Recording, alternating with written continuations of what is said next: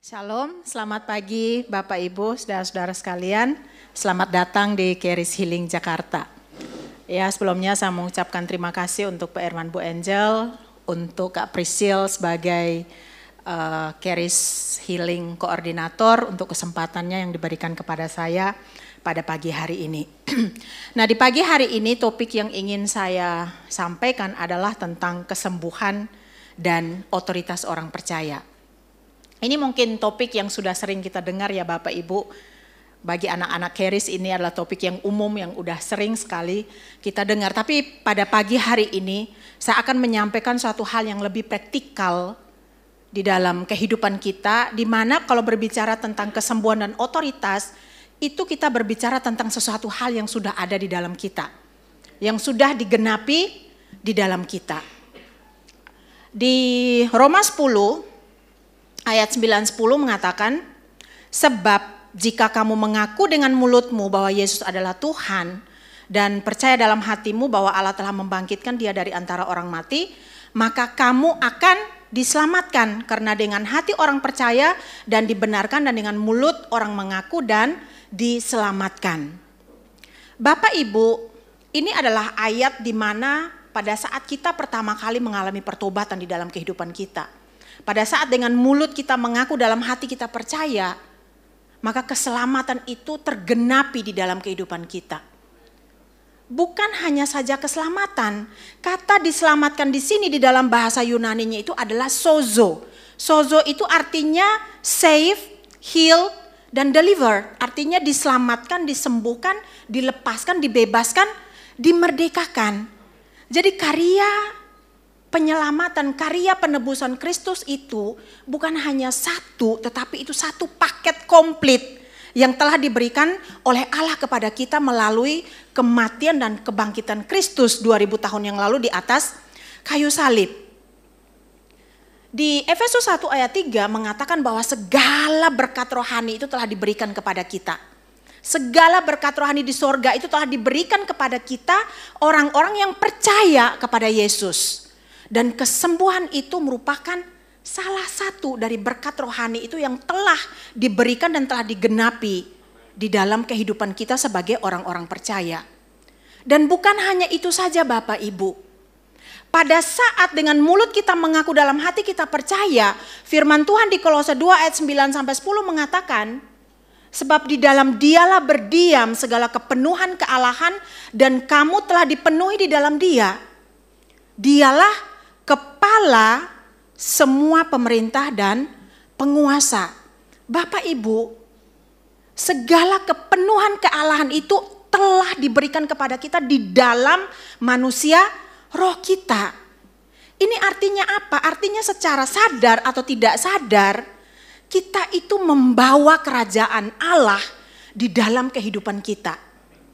Entah kita hidup menjadi orang hidup benar di hadapan Allah, ataupun kita hidupnya hancur-hancuran di hadapan Allah, kerajaan sorga itu tetap ada di dalam kita Bapak Ibu pada saat kita telah mengaku Yesus sebagai Tuhan dan Juru Selamat di dalam kehidupan kita.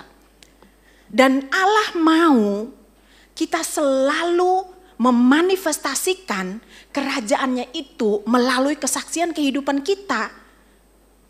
Pengalaman kita pada saat kita berjalan bersama dengan Dia. Kehidupan kekristenan itu tidak jauh-jauh dari kesaksian Bapak Ibu. Kalau kita baca di Alkitab, semua itu berbicara tentang kesaksian orang yang mengalami perjalanan hidupnya bersama dengan Tuhan. Di Matius 5 ayat 13-16, Tuhan Yesus mengatakan bahwa kita ini adalah garam dan terang dunia. Tuhan Yesus, firman itu Tuhan Yesus perkatakan pada saat dia belum disalib. Dia masih berada di dalam dunia ini. Dan dia katakan kepada muridnya, bukan hanya saja kepada muridnya Bapak Ibu, dia katakan kepada semua kita yang adalah anak-anaknya bahwa kita ini adalah garam dan terang dunia. Tuhan Yesus begitu yakin terhadap kita Bapak Ibu. Dia memiliki suatu kepercayaan yang begitu tinggi terhadap kita anak-anaknya. Bahwa pada saat dia ada di dalam kita, dia yang adalah garam dan terang dunia itu ada di dalam kita, maka kehidupan kita juga menjadi garam dan terang bagi orang-orang di sekeliling kita. Kehidupan kita menjadi memberikan rasa bagi orang lain. Kalau kita belum di dalam Tuhan, itu rasa nano-nano yang kita berikan kepada orang lain ya. Ada pahit, manis, asin, asam ya. Tetapi ketika kita di dalam Tuhan, hanya rasa Kristus itulah yang akan termanifestasi melalui kehidupan kita. Hanya terang Kristus itulah di mana keberadaan kita, kegelapan itu akan menyingkir Bapak Ibu. Kenapa? Terang itu ada di dalam kita. Tuhan Yesus begitu luar biasa ya. Dia udah tahu apa yang terjadi dengan dirinya dan apa yang terjadi kepada kita anak-anaknya, para pengikutnya. Bahwa ketika kita ada di dalam Dia, kita menjadi sesuatu. Kehidupan kita itu menjadi apa ya? Menjadi membawa, memanifestasikan kemuliaan Allah melalui kehidupan kita. Kesembuhan itu udah tergenapi di dalam diri kita. Tetapi itu terjadi di dalam alam roh, di dalam manusia roh kita Bapak Ibu. Semua kepenuhan kealahan tadi itu terjadi di dalam manusia roh kita. Jadi perlu ada kerjasama kita untuk bisa menjadikan apa yang tadi ada di dalam manusia roh kita bisa termanifestasi dan tergenapi di dalam kehidupan nyata kita. Misalnya pada saat kita mengalami sakit penyakit, kesembuhan itu udah terjadi di dalam diri kita Bapak Ibu. Tetapi kita harus bekerja sama dengan Allah untuk memanifestasikan kesembuhan itu di dalam tubuh jasmani kita. Nah, ini berbicara tentang otoritas, tentang kuasa yang Tuhan sudah berikan kepada kita. Nah, untuk kita bisa bergerak di dalam kuasa dan otoritas Tuhan, kita harus mengakui apa yang Tuhan sudah selesaikan bagi kita, apa yang Dia telah sediakan bagi kita, dan apa yang kita miliki di dalam Dia. Kita harus mengakui hal itu Bapak Ibu. Kalau kita tidak terima, gak akan terjadi apa-apa. Kita mau tengking-tengking sampai suara kita habis pun, gak akan terjadi apa-apa di dalam kehidupan kita. Kenapa? Kita belum menerima hal itu, meskipun hal itu udah digenapi di dalam kita. Tetapi secara sadar kita belum tahu bahwa, oh masa sih saya memiliki itu. Meskipun kita berdoa perkatakan tengking-tengking gak akan terjadi apa-apa Bapak Ibu. Jadi hal yang pertama adalah kita harus mengakui setiap hal baik yang ada di dalam diri kita. Di Filemon 1 ayat 6 ya. Pernyataan atau pengakuan dari imanmu yang menjadi efektif dengan cara mengakui setiap hal baik yang ada di dalam dirimu di dalam Kristus Yesus. Pengakuan iman kita menjadi efektif ketika kita mengakui, dan di sini ada dua hal, ini yang menjadi materi saya pada pagi hari ini, nggak banyak-banyak. Jadi hanya ada dua hal ini yang perlu kita akui di dalam kehidupan kita, supaya iman kita itu menjadi efektif di dalam kehidupan kita. Hal yang pertama adalah kita akui tentang karya penebusannya. Dan hal yang kedua, kita akui apa yang sudah kita miliki di dalam Dia. Kita akui bahwa kita sudah menjadi manusia baru di dalam Dia dan kita sudah memiliki semuanya di dalam Dia. Nah, di sini adalah poin-poin yang hanya berkaitan dengan materi yang saya bawakan pada pagi hari ini. Karena kalau saya masukin semua Bapak Ibu apa yang perlu kita akui di dalam Tuhan, kita nggak pulang-pulang sampai malam kita di sini, bisa nginap kita.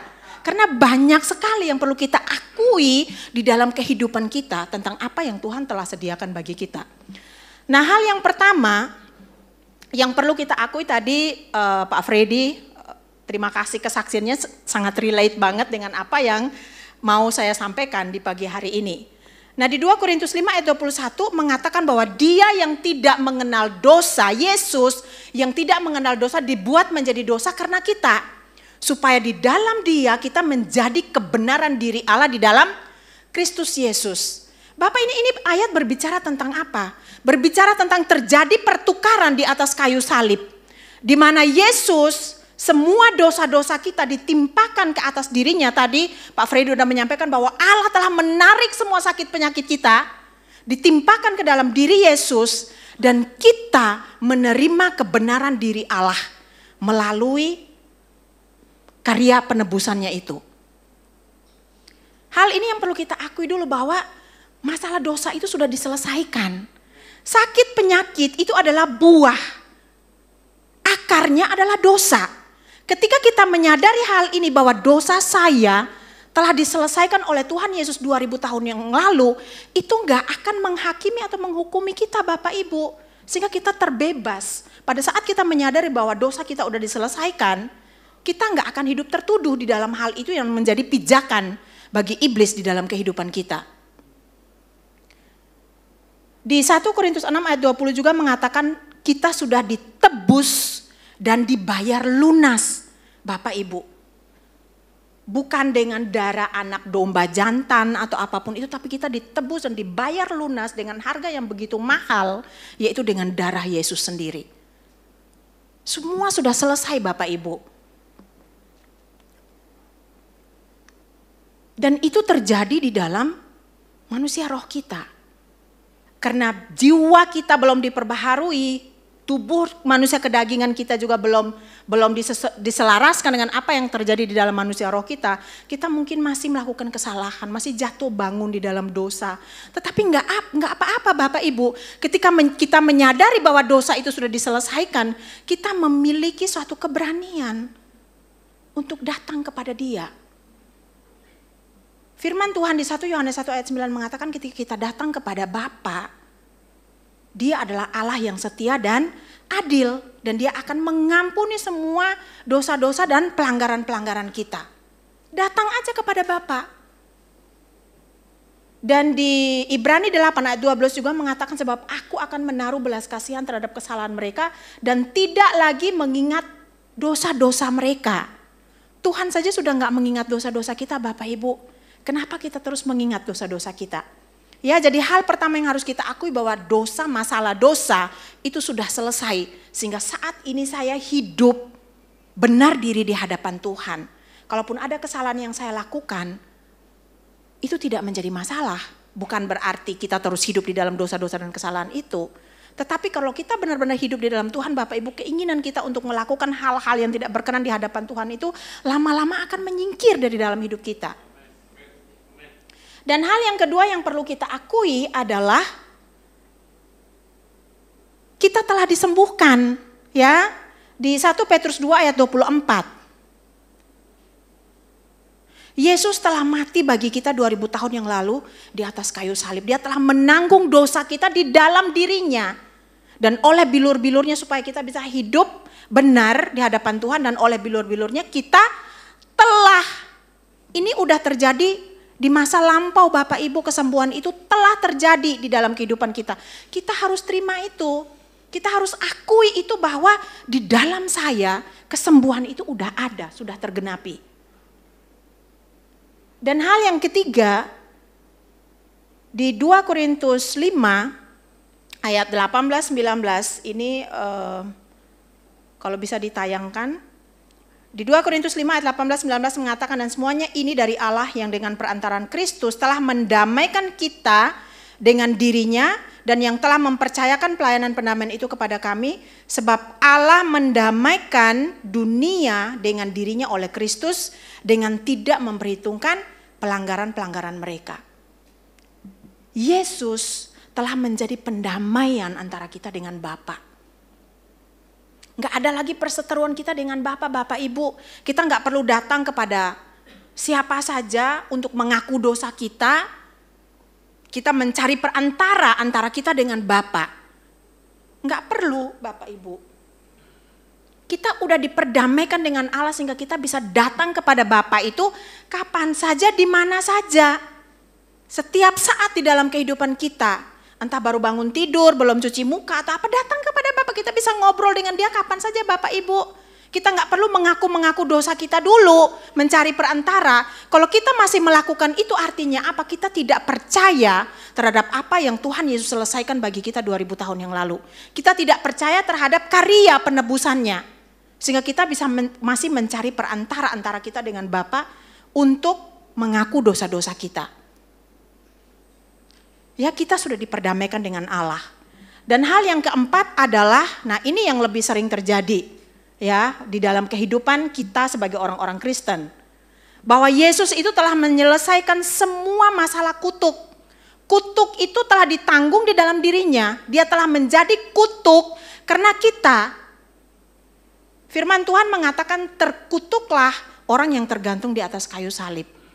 Banyak sekali terjadi di dalam kehidupan kita orang-orang Kristen pada saat kita sakit. Kita udah memikirkan, oh ini karena dulu kakek saya sakit ini makanya sekarang ibu saya sakit ini yang sama dia meninggal, nanti ibu saya meninggal dengan sakit. Bagi kita orang-orang yang udah di dalam Tuhan, kutuk keturunan itu sudah diselesaikan.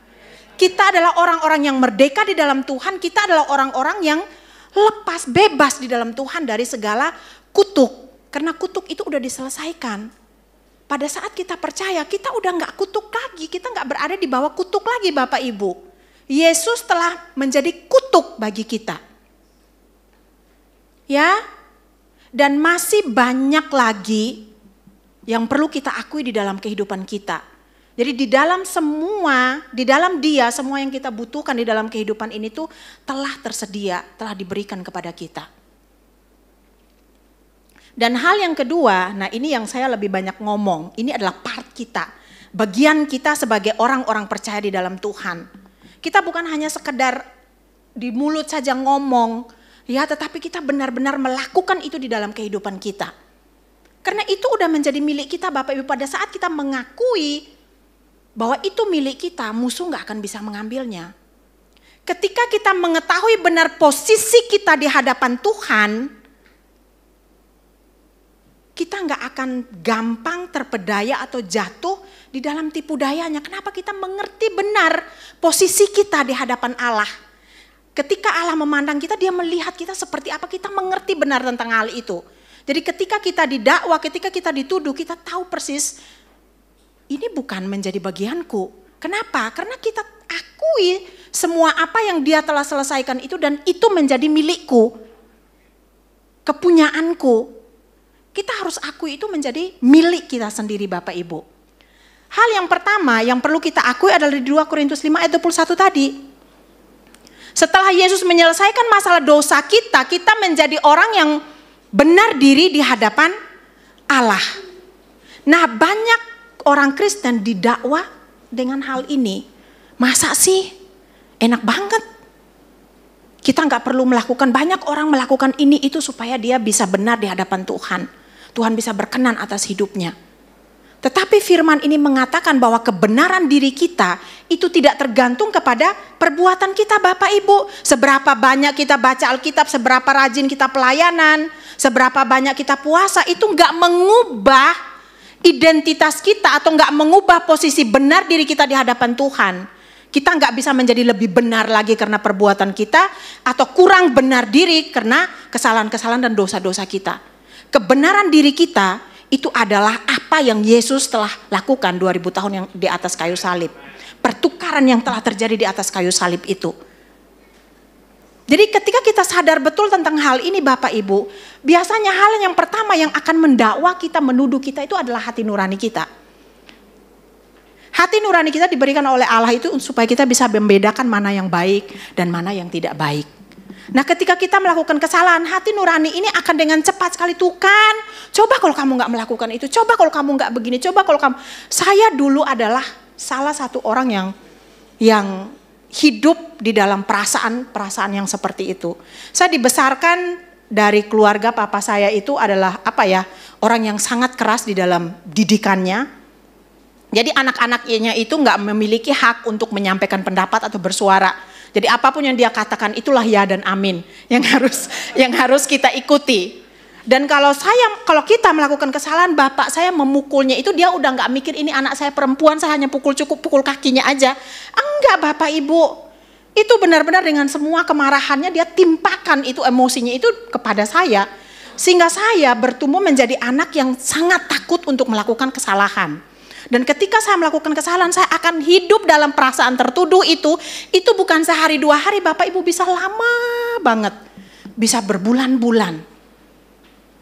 Dan puji Tuhan, saya sangat bersyukur sekali ada Keris di Jakarta ini, Pak Irwan Bu Angel membawa Keris ke Jakarta ini, dan saya benar-benar mengalami suatu perubahan di dalam hidup saya melalui setiap pengajaran-pengajaran yang ada di Keris. Dan satu ayat yang sangat memerdekakan saya dari perasaan tertuduh, perasaan bersalah, nggak berani menyampaikan pendapat adalah ayat ini. Di 1 Yohanes 3 ayat 19 sampai 21. Di ayat 19 firman Tuhan mengatakan dengan demikian kamu berasal dari kebenaran. Ketika saya membaca ayat ini Bapak Ibu, sesuatu ledakan terjadi di dalam hati saya. Dan konfirmasi dari Roh Kudus mengatakan, yes, ya Erni, kamu ini adalah anak kebenaran. Kamu tidak dilahirkan dari benih yang fana, tetapi kamu dilahirkan dari benih yang tidak fana, yaitu firman Allah, yaitu Yesus itu sendiri. Saya berasal dari kebenaran. Ketika saya berasal dari kebenaran, artinya manusia nature saya adalah orang yang benar diri di hadapan Tuhan. Kenapa? Karena saya berasal dari kebenaran. Kalau kita berasal dari kebenaran Bapak Ibu, berarti hidup kita ini adalah benar diri, benar di hadapan Tuhan. Bukan karena kebaikan kita, tetapi karena apa yang Yesus sudah selesaikan bagi kita. Ketika saya mendapatkan ayat ini bahwa saya berasal dari kebenaran, setiap kenyataan apapun itu yang diperhadapkan kepada saya sudah tahu pasti kenyataan-kenyataan itu tuh hanya sekedar numpang lewat Bapak Ibu, seperti iklan di dalam kehidupan kita. Kenapa? Kebenaran itulah yang kekal, yang akan tinggal tetap di dalam kehidupan kita.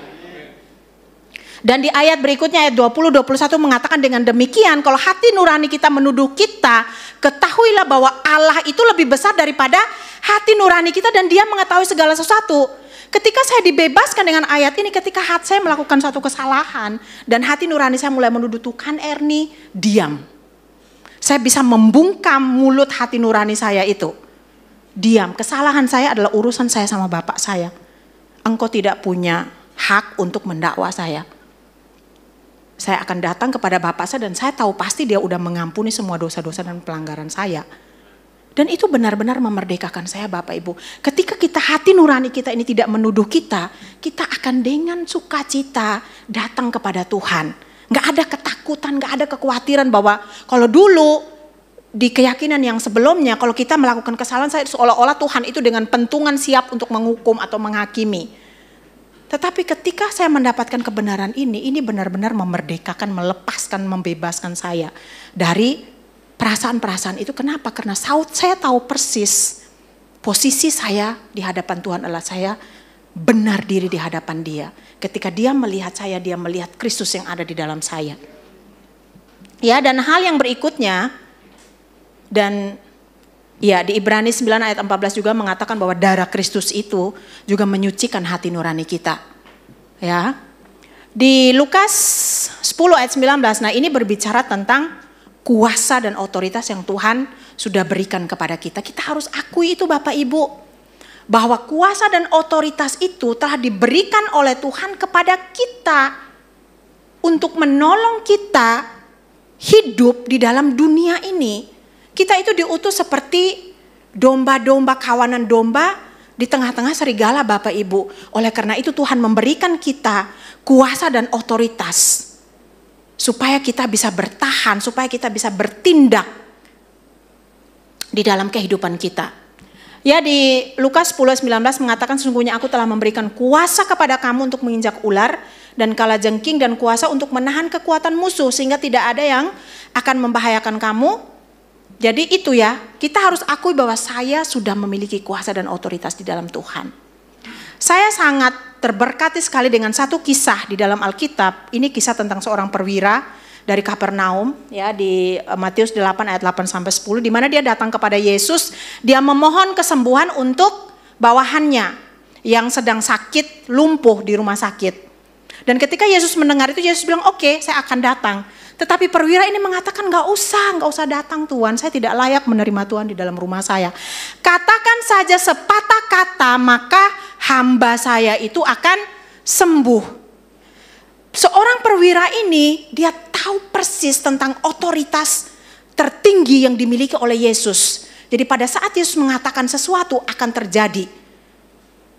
Kenapa dia bisa sampai sebegitu yakin? Karena dia memiliki otoritas di dalam hidupnya. Sebagai seorang perwira dia tahu persis. Ketika dia punya bawahan, dia perintahkan kepada bawahannya untuk melakukan ini, untuk melakukan itu. Bawahannya tuh hanya bilang, "Siap dan," gitu. "Siap komandan, lakukan, kerjakan." Nggak ada bantahan. Dan itulah yang meyakini meyakinkan hatinya bahwa ketika dia datang kepada Yesus, cukup Yesus berkatakan saja sepatah kata, maka hal itu akan terjadi kepada hambanya. Dan Tuhan Yesus juga nggak mendoakan, Tuhan Yesus hanya bilang, pulanglah, terjadilah kepadamu sesuai dengan apa yang engkau percaya. Nah, ini yang mau saya tanyakan kepada kita saat ini Bapak Ibu. Apa yang kita percayai di dalam hati kita dengan situasi, keadaan, sakit penyakit atau apapun saat ini yang sedang kita alami di dalam kehidupan kita, apa yang kita percayai?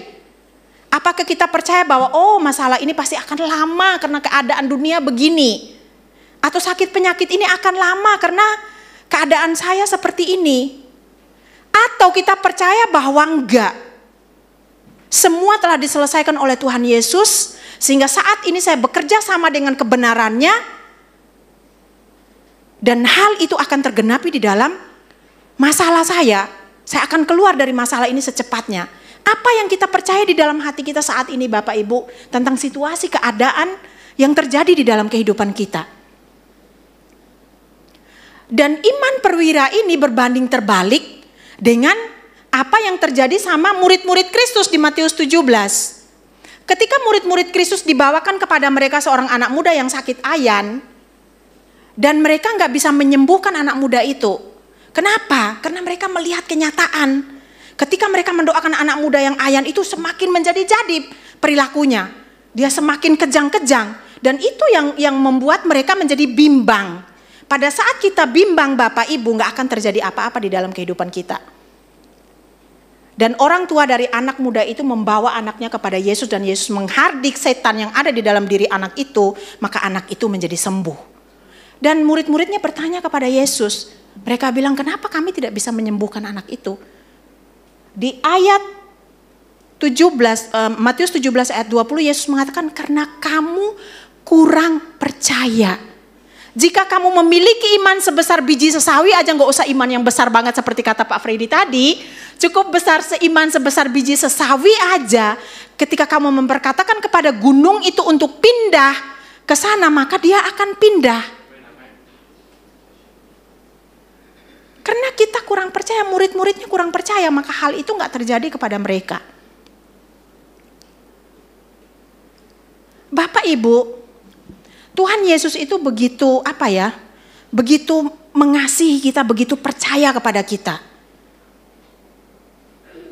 Dia mengatakan kalau kita punya iman sebesar biji sesawi aja, kita bisa perkatakan apa situasi yang ada di dalam kehidupan kita. Gunung itu berbicara tentang masalah, tentang situasi, tentang keadaan yang saat ini sedang kita alami Bapak Ibu. Ketika dengan kuasa dan otoritas dan kuasa Tuhan yang ada di dalam kita, kita bekerja sama dengan firman Tuhan, maka hal itu tergenapi di dalam kehidupan kita.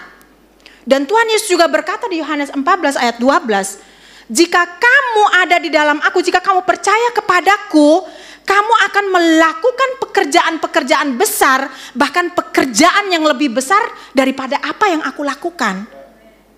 Tuhan Yesus begitu mempercayai kita Bapak Ibu, bahwa ketika kita ada di dalam Dia. Dan satu ayat tadi yang sangat memberkati saya di Yohanes 17 tadi, di pernyataan terakhir Tuhan Yesus berkata kepada murid-muridnya begini, takkan ada yang mustahil bagimu. Takkan ada yang mustahil bagi kita Bapak Ibu ketika kita tinggal berdiam, kita sepakat dengan firman-Nya. Takkan ada yang mustahil. Yesus nggak bilang takkan ada yang mustahil bagiku. Enggak. Kenapa dia katakan takkan ada yang mustahil bagimu? Karena kuasa dan otoritas itu telah diberikan kepada kita. Ketika kita berjalan di dalam kuasa dan otoritasnya, nggak ada yang mustahil bagi kita Bapak Ibu. Tuhan Yesus memiliki satu keyakinan yang begitu besar terhadap kita anak-anaknya. Ketika kita melangkah di dalam Dia, sesuatu yang besar itu akan terjadi di dalam kehidupan kita. Nah, hal yang berikutnya adalah kita harus mengakui bahwa kita ini adalah seorang pemenang, bahkan lebih dari pemenang. Tadi lagunya sangat luar biasa. Bahwa kita ini adalah seorang pemenang. Kita ini adalah seorang penakluk di 1 Yohanes 5 ayat 45. Karena iman kita di dalam Kristus. Bapak Ibu, kita ini bukan korban dari sesuatu. Apapun saat ini keadaanmu, mungkin di dalam pekerjaanmu, kita mungkin diperlakukan kurang baik dan lain sebagainya. Kita bukan korban Bapak Ibu. Kita adalah seorang pemenang, bahkan lebih dari pemenang. Dan firman Tuhan katakan bahwa kita itu adalah seorang penakluk karena iman kita di dalam Dia. Kita sering sekali dengar kalau orang itu sakit kanker, sakit yang berat-berat, katakan cancer survivor atau apapun itu, warrior. Kita nggak bisa berjuang, kita nggak bisa fight dengan kekuatan kita sendiri Bapak Ibu. Tetapi kita menyadari betul keadaan kita, posisi kita saat ini bahwa di dalam Tuhan, kita ini adalah seorang pemenang, bahkan lebih dari pemenang. Kita ini adalah seorang penakluk.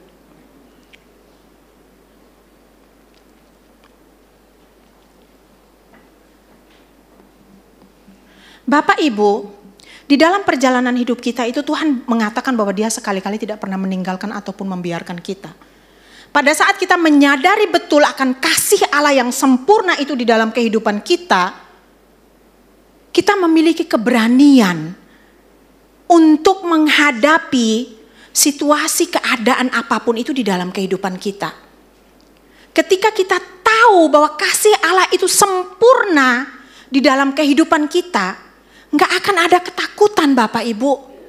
Nggak akan ada kekhawatiran. Kenapa kita masih takut dan khawatir? Karena kita belum mengerti bahwa begitu sempurnanya kasih Allah di dalam kehidupan kita. Di 1 Yohanes 4 ayat 17 mengatakan bahwa disinilah kasih kita disempurnakan.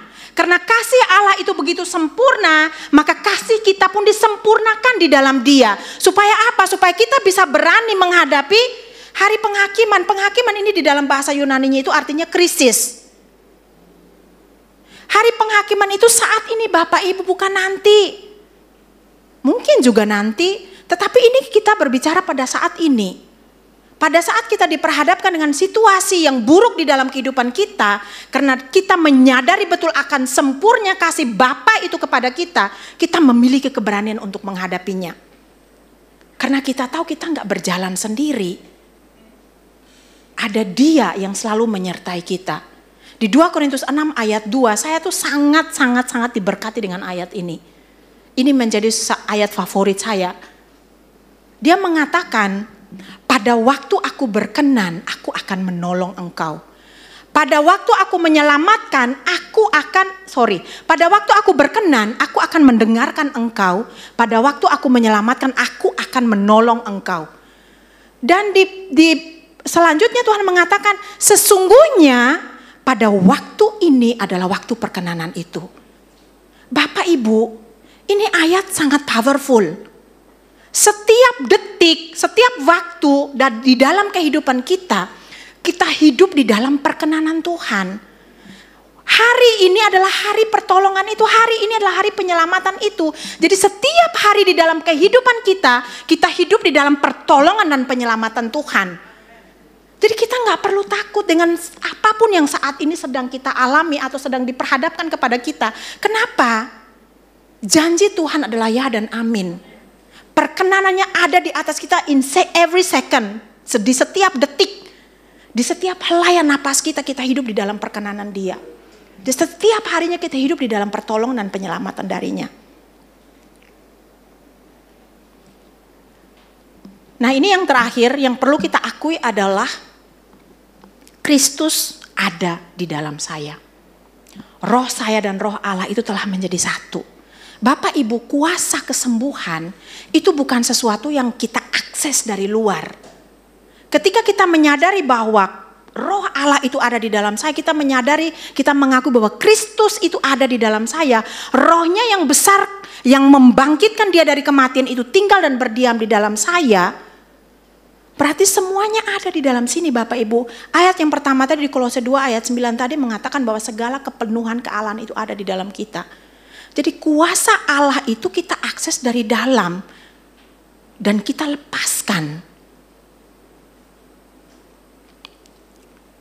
Next slide.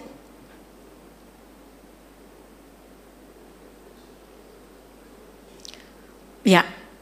Kesembuhan bukanlah sesuatu yang kita akses dari dalam Bapak Ibu, tetapi sesuatu yang kita lepaskan keluar.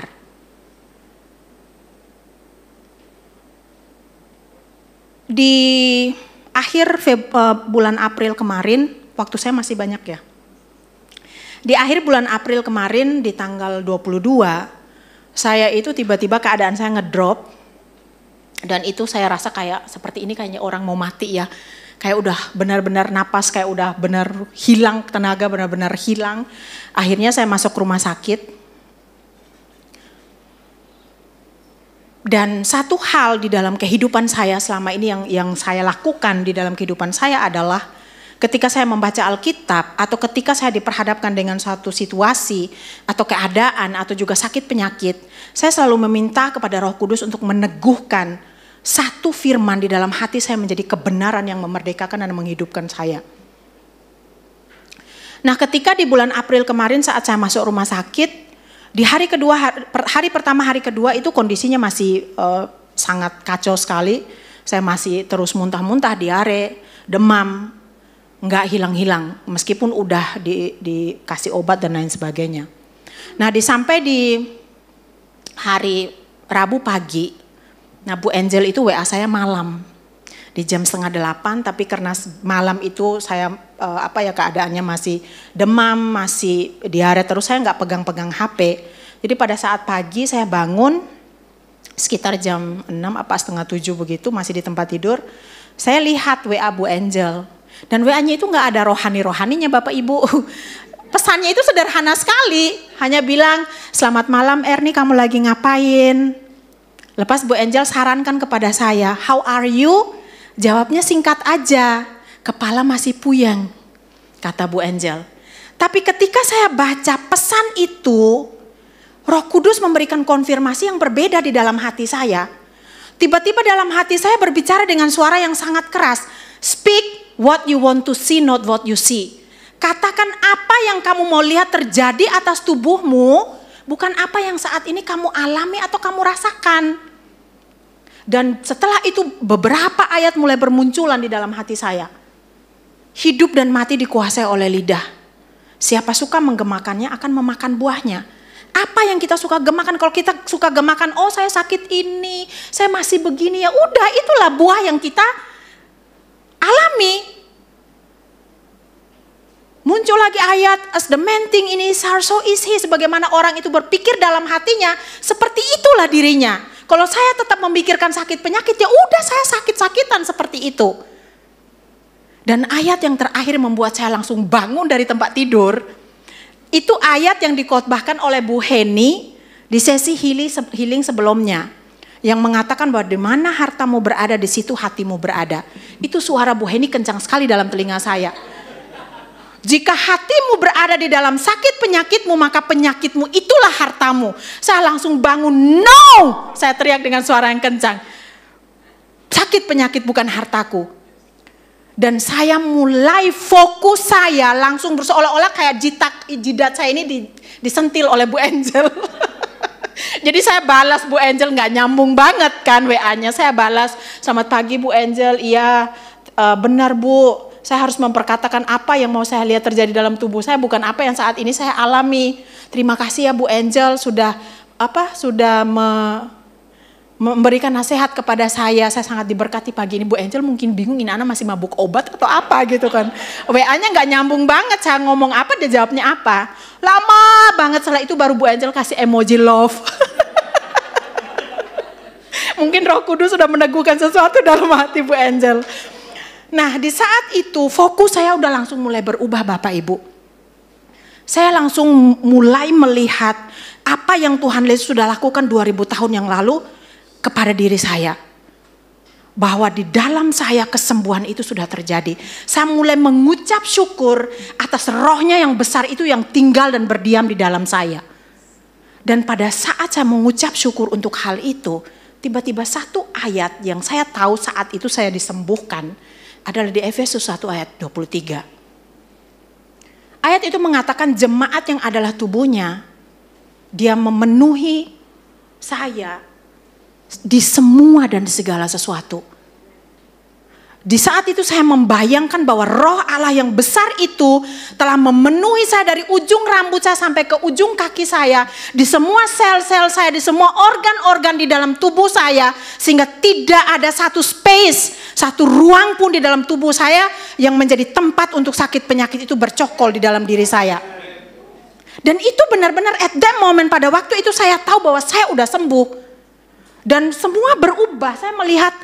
Awalnya saya suka melihat telapak tangan saya kok pucat banget, gak ada darahnya gitu. Tapi pada waktu itu saya lihat, wow, jari saya udah ada darahnya. Udah berwarna pink. Berarti saya udah benar, dan itu benar-benar semua berubah. Di saat perawat, kan ada 2 perawat yang rawat saya, mereka masuk, wah cerah sekali Bu pagi ini. Iya dong, kan saya udah sembuh. Dan di hari itu saya ngomong sama satu perawat, saya bilang, suster, sepakat dengan saya ya, karena saya masih diare. Masih terus diare, di hari itu juga, itu masih. Saya bilang sama suster, saya bilang, suster, dia muslim pakai jilbab, sepakat dengan saya. Hah, sepakat apa katanya? Iya, sepakat dengan saya mengimani di hari ini diare saya itu udah berhenti. Oh ya, amin amin, oke Bu, gitu. Ya udah, dan benar-benar mulai di hari itu dari pagi sampai sore saya terus mendeklarasikan apa yang ingin saya lihat terjadi dalam tubuh saya. Dan itu benar-benar terjadi, malam itu diare udah berhenti total. Dan saya udah mendeklarasikan besok saya pulang. Jadi saat sore Kak Puji sama Hana datang berkunjung, saya bilang besok saya udah pulang. Kata Hana, oh ya, really? Ya, saya udah sembuh. Saya udah sembuh dan besok saya udah pulang gitu.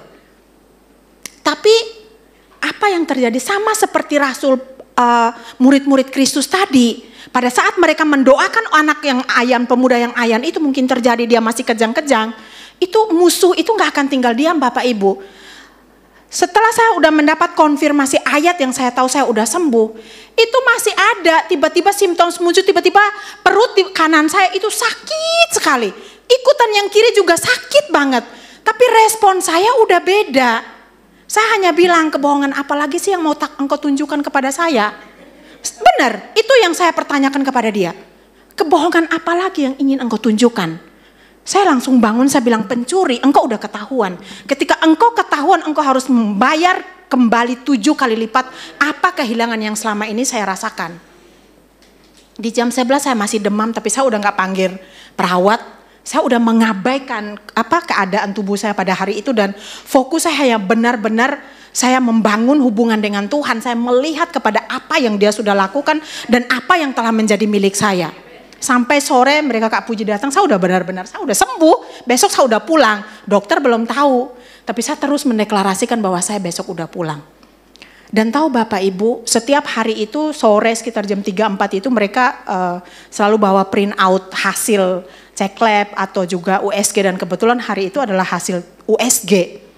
Dan saat saya lihat hasil itu, saya bilang haleluya, ada satu hal yang ilegal yang coba menyusup di dalam tubuh saya. Tapi karena kebenaran itu saya udah dapat di pagi itu gak menggoyahkan iman saya Bapak Ibu. Bapak Ibu, apapun penyakit itu ada spiritnya, ada rohnya. Kanker, tumor, miom, kista, apapun semua penyakit yang dapat disebut, itu ada rohnya Bapak Ibu. Dan itu bukan dari Tuhan. Ya, kita harus membedakan. Setiap hal yang baik dan yang sempurna itu adalah berasal dari Bapa segala terang. Tetapi pencuri datang mencuri, membunuh dan membinasakan. Ketika saya menyadari roh yang besar itu memenuhi saya dari ujung rambut sampai ujung kaki di setiap sel-sel dan organ-organ tubuh saya. Pada saat saya melihat hasil itu saya bilang, no, engkau tidak punya ruang di dalam tubuh saya. Roh itu telah menyingkir, telah meninggalkan tubuhnya. Bapak Ibu, ketika roh itu roh jahat, Efesus 6 ayat 12-13 mengatakan bahwa perlawanan kita ini bukan melawan darah dan daging, tetapi penguasa-penguasa, penghulu-penghulu dunia, dan juga roh-roh jahat di udara. Dan ketika roh itu meninggalkan tubuhnya, meninggalkan kanker, meninggalkan tumor, meninggalkan miom, kista, dan apapun itu, otomatis akan mati tubuhnya itu. Kenapa? Hanya roh yang memberikan kehidupan Bapak Ibu. Entah itu roh Tuhan, kita tinggal di dalam roh Tuhan. Roh Tuhanlah yang memberikan kehidupan kepada kita. Tetapi penghulu dunia ini juga punya roh. Dan dia memberikan kehidupan kepada kanker, tumor, dan apapun itu segala nama yang dapat disebut. Bapak Ibu, mulailah mempraktekkan itu di dalam kehidupan kita. Pada saat kita mengakui benar bahwa roh yang besar itu tinggal dan berdiam di dalam diri saya, artinya nggak ada ruang bagi hal yang ilegal itu untuk masuk dan bertinggal di dalam dan tinggal di dalam diri saya. Kalaupun dia masuk, saya mengutuknya sampai ke akar-akarnya. Roh itu telah meninggalkan tubuhnya. Dan itu kematian itu terjadi perlahan-lahan. Saya jadi teringat akan Yesus yang mengutuk pohon ara. Dan itu gak terjadi saat itu Bapak Ibu. Tetapi kematian itu telah terjadi di akarnya. Sehingga besoknya saat murid-muridnya lihat, murid-murid, oh iya itu pohon yang kemarin dikutuk oleh Tuhan Yesus. Ya Bapak Ibu, jadi pada saat besoknya dokter datang, dia membaca hasil itu saya hanya senyum-senyum saja. Dan dia kan ada datang bawa ada 4 orang dokter magang gitu ya. Sama 2 perawat. Nah perawatnya itu lihat, saya bilang, oh iya kan kemarin kan kita udah sepakat ya Bu katanya. Saya bilang iya, dia harus tunduk atas perkataan kita. Amin katanya. Dan saat dokter membaca hasil itu saya hanya senyum-senyum. Dan saya lihat muka itu dokter-dokter magang itu, mereka lihat saya kayak ini ibu udah stres kali ya saat dengar hasilnya gitu. Tapi setelah dokter membaca, saya bilang dokter, karena kebetulan puji Tuhan, memang karena hidup kita di dalam perkenanan Tuhan, itu semua kamar saya di depannya itu pos para perawat. Jadi apapun yang terjadi di kamar itu, entah saya muntah-muntah, tiba-tiba mereka ucap-ucap, oh masih muntah ya gitu. Tapi ketika ada sesuatu hal yang, kalau kita di dalam Tuhan Bapak Ibu, apapun keadaan kita tuh, saya membayangkan kayak saya ini seorang server, orang yang suka surfing di laut, di atas gelombang. Jadi saya membayangkan kayak seperti itu. Kalau kita di dalam Tuhan, situasi apapun itu kita tuh seperti seorang lagi surfing di atas gelombang yang besar. Dan kita tuh begitu menikmati dengan maksudnya itu gak menjadi satu hal yang beban di dalam kehidupan kita. Dan setelah dokter membaca, saya bilang, dokter, this is the body of Christ. Dia bilang, oh iya, kan ibu udah sembuh, kan mau pulang kan hari ini? Ya dokter, saya mau pulang hari ini, saya udah sembuh. Iya, ya udah. Jadi hari itu saya pulang. Pada saat hasil itu baru keluar, dokter itu sampai berkaca-kaca, mungkin dia terharu atau mungkin dia mengucap syukur. Saya nggak ngerti, dia sampai salaman sama saya, terus sampai 2 kali udah keluar, dia buka lagi pintu. Jangan makan sambal dulu ya. Bapak Ibu, ketika kita berada di dalam Tuhan, kita selalu akan mengalami kasih-Nya di dalam kehidupan kita. Ayat yang terakhir ini tadi ya, Efesus 6 ayat 12. Untuk kesembuhan itu bisa termanifestasi di dalam tubuh kita, kita harus sepakat dengan kebenaran firman Tuhan. Yakobus 4 ayat 7 mengatakan, tunduklah kepada Allah dan lawanlah iblis, maka dia akan lari daripadamu. Tunduk artinya kita obey ya, kita taat, kita sepakat dengan apa yang firman Tuhan katakan tentang kita. Nggak akan 2 orang itu berjalan bersama-sama kalau mereka nggak menyepakati arahnya itu mau kemana. Tuhan selalu ingin kita sembuh, tetapi kita masih masa sih Tuhan mau saya sembuh, masa segampang itu? Memang segampang itu Bapak Ibu, memang segampang itu kalau kita benar-benar tinggal berdiam di dalam Tuhan dan kita ada satu firman yang menjadi kebenaran di dalam kehidupan kita. Dan di Efesus 6 ayat 12 ayat 13 mengatakan, dan tetap berdiri sesudah kamu menyelesaikan segala sesuatu. Itu maksudnya apa? Kita tetap berdiri setelah kita menyelesaikan segala sesuatu. Itu bertambah teguh, tetap di dalam iman kita. Di Kolose 2 ayat 6 mengatakan, kamu telah menerima Tuhan Yesus Kristus, karena itu hidup tetap di dalam Dia, hendaklah kamu berakar di dalam Dia dan dibangun di atas Dia. Hendaklah kamu bertambah teguh dalam iman yang telah diajarkan kepadamu, dan hendaklah hatimu melimpah dengan syukur. Bapak Ibu, ketika kita berakar di dalam Dia, berdasar di dalam Dia, bertumbuh di dalam Dia, dan iman kita itu terus dibangun, hati kita itu akan meluap dengan ucapan syukur. Ketika hidup kita penuh dengan ucapan syukur itu Bapak Ibu, gak ada satupun yang dapat memisahkan kita dari kasih Allah. Gak ada penderitaankah, kesengsaraankah, sakit penyakitkah, kalau hati kita meluap dengan ucapan syukur atas apa yang telah Dia selesaikan dan atas apa menjadi milik kita, Nggak ada satupun yang dapat memisahkan kita dari kasih-Nya. Amin Bapak Ibu. Puji Tuhan. Oke, saya akan tutup dalam doa. Bapak, terima kasih Tuhan, kami mengucap syukur untuk kebenaran firman-Mu pada siang hari ini Tuhan. Terima kasih Roh Kudus, Engkau sendiri yang terus meneguhkan firman-Mu itu menjadi suatu kebenaran yang hidup, kebenaran yang memberikan kebebasan, kemerdekaan, kelegaan di dalam kehidupan setiap kami. Terima kasih Bapak, kami percaya Tuhan bahwa kami akan terus bertumbuh di dalam pengenalan kami akan Engkau, karena kami tidak berjalan sendiri, karena Roh-Mu itu yang terus menuntun, mengarahkan, membimbing dan meneguhkan kami melalui setiap kebenaran firman-Mu. Terima kasih, hanya di dalam nama Yesus kami mengucap syukuran terima kasih. Haleluya, amin. Terima kasih Bu Erni buat firman Tuhan yang luar biasa. Saya percaya kita di sini semua terberkati sekali dengan firman Tuhan. Amin. Bapak Ibu Saudara, saya akan membacakan beberapa pengumuman. Yang pertama, saudara yang mau tahu kegiatan kami selanjutnya bisa melihat di website tersebut. Juga saya menganjurkan Bapak Ibu untuk mengunjungi YouTube kami, AWM Charis Indonesia. Semua khotbah yang ada di tempat ini akan diupload di YouTube tersebut. Semua kesaksian juga diupload, jadi bisa ditonton kembali. Sebentar lagi kita akan mengadakan persembahan. Pada kesempatan ini, kami mengucapkan terima kasih yang sebesar-besarnya kepada para partner dan donatur dari ministry ini. Apa yang Bapak Ibu Saudara telah lakukan, telah mendukung ministry ini baik dalam doa maupun dana, itu sangat berarti bagi ministry ini dan telah menjadi berkat yang besar bagi pekerjaan Tuhan. Bagi Bapak Ibu Saudara yang menyaksikan acara ini yang rindu untuk mendukung ministry ini atau menjadi partner ministry ini, dapat melakukan transfer kepada rekening yang tampil di layar. Sebelum persembahan diedarkan, saya akan membacakan satu ayat. Saya bacakan di 2 Korintus 9 ayat 11-12. Kamu akan diperkaya dalam segala macam kemurahan hati yang membangkitkan syukur kepada Allah oleh karena kami. Sebab pelayanan kasih yang berisi pemberian ini bukan hanya mencukupkan keperluan-keperluan orang-orang kudus, tetapi juga melimpahkan ucapan syukur kepada Allah. Mari kita memberi adalah buah dari ucapan syukur. Ucapan syukur atas semua kebaikan Bapa dalam hidup kita. Semua kebaikan Tuhan dalam hidup kita. Amin. Mari kita berdoa. Bapa, kami bersyukur Bapa buat firman-Mu, buat kebaikan-Mu, buat hadirat-Mu, buat kasih karunia-Mu.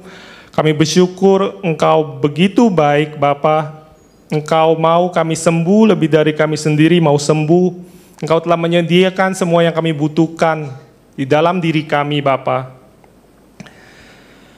Kami berdoa untuk persembahan Bapa. Kami percaya apa yang ditabur, apa yang diberi oleh anak-anak-Mu menjadi berkat kepada ministry ini untuk menjangkau lebih banyak lagi orang, mengalami kasih-Mu, mengalami kebaikan-Mu, mengalami kuasa-Mu Bapa.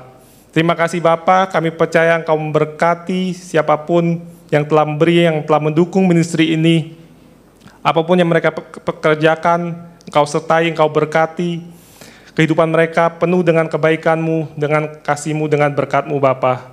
Dalam nama Tuhan Yesus, amin.